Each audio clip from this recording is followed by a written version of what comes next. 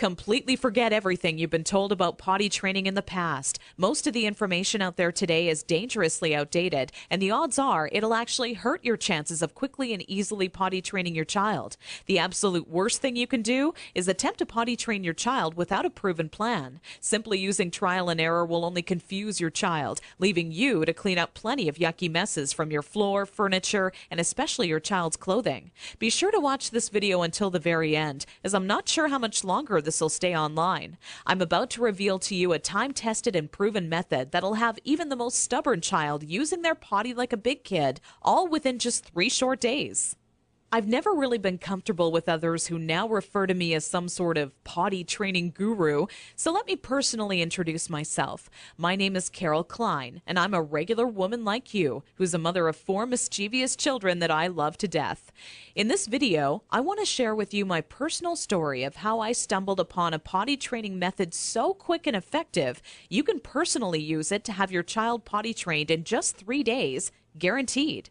And most importantly, never have to smell, see, or change another dirty diaper ever again. Now, at the age of 11, I always wanted to be the proud mother of 13 children and live in an old stone house by a river. It can be funny how life really turns out. Instead of having 13 kids, I now take care of over 40 each year at a daycare business I built for myself. So let's just say between my own 4 children and running a daycare, I knew potty training would be a reoccurring obstacle in my life. Believe me, I know exactly what it's like to be in your shoes. As my firstborn Emily turned 1 year old, thinking ahead about potty training seemed like it would be an exciting time. In my mind's eye, training my child to use the potty is the first time I truly helped them on their way to becoming an individual. To me, it would be a rewarding experience for the both of us. As the time grew nearer and my little 26-month-old Emily started to show interest in that big white watery bowl, a wave of nervousness washed over me as the reality set in. I had no clue where to start or what to do. I was nervous that I wouldn't do a good job because, after all, it's not exactly something you can remember going through yourself as a child. Being unable to relate to what my child would be going through made things that much more nerve-wracking. That's when I had to take a step back and say to myself, know that it's not your fault. There are people who teach you how to go through giving birth and people who show you the proper way to hold and burp your child, but no one prepares you for potty training. It's all a bunch of personal opinions and hearsay when all you really want is an exact plan to follow that'll do the trick and do it fast. So when I first sought out information on potty training, I turned to the internet, just as you probably are doing right now.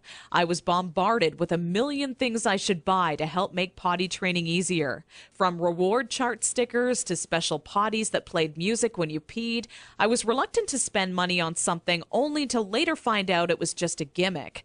I guess you could say I didn't want my money to be the only thing flushed down the toilet. Like you probably already have, I started to notice pull-up diapers becoming more and more popular with parents, and that's when I started to see a common trend between children in my daycare. The boys and girls who were potty trained the fastest were the ones whose parents never trained them with pull-up diapers. After months of seeing this occur time and time again, I was convinced pull-up diapers simply don't work. If there's one thing I refused to do when potty training my daughter Emily, it was putting her in pull-up diapers. But I had to ask myself why so many parents are getting aboard the pull-ups bandwagon. Now, understand that the diaper business is a multi-billion-dollar industry. They know when your child is a baby, every dirty diaper will have to be replaced, and that's another dollar in their pockets. But once your child gets a little older, these companies risk losing your business. So how do they squeeze every last cent out of you before you no longer need their product? By creating a diaper you need to buy after diapers, or commonly known as pull-ups. This is all really a ploy for the company to get your business longer. All these companies really care about is how much money they make and sneakily advertise it as some amazing tool for potty training. Without turning this into a boring rant, these diapers will more than triple the amount of time it takes to successfully teach your child how to use the potty. Now, with that said, let me give you a word of warning. Not having your child potty trained quickly is completely frustrating, and the story I'm about to share with you will reveal just how messy it can be. Anyone who knows me would call me a shopaholic with no hesitation. On weekends, my big adventure of the day would be running out to the mall and window shopping or trying on different outfits. I very seldom bought anything, as most of our family's income went towards food and bills, but it's always nice to look.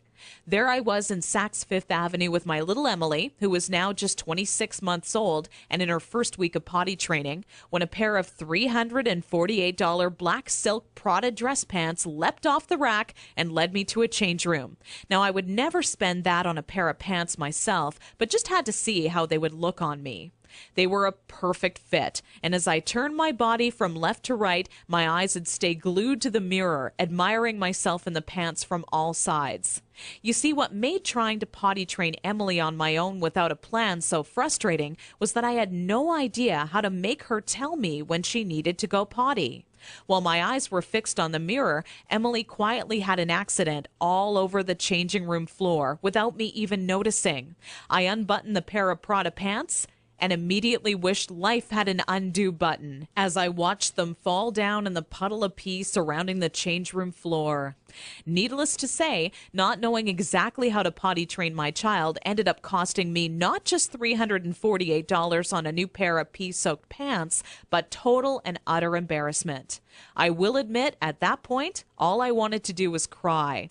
Instead, I used my pain to light a fire within me and decided to find out exactly how to quickly potty train any child so Emily would never have an accident in public again. With my newly found motivation and stumbling upon my discovery between parents who used pull-ups compared to those who didn't, I knew that my daycare created the perfect setting to experiment with what actually works when potty training and what doesn't. What clicked in my mind one day is that for years, potty training had been one big puzzle. You know how the picture will look in the end, a potty-trained child, but have such a hard time solving the puzzle because you're not sure what pieces are needed or how they fit together. For the next 3 months with Emily, I tried every possible tip, trick, and method out there. During this time, I faced countless accidents, and it easily became the most challenging, frustrating, and embarrassing time in my career as a mother. It wasn't until Emily reached 29 months old she became fully potty trained. By that time, I'd filled up an entire old leather notebook, jam-packed with all the notes I had taken during my first attempt ever at potty training. In addition to my own findings, I was receiving input and feedback from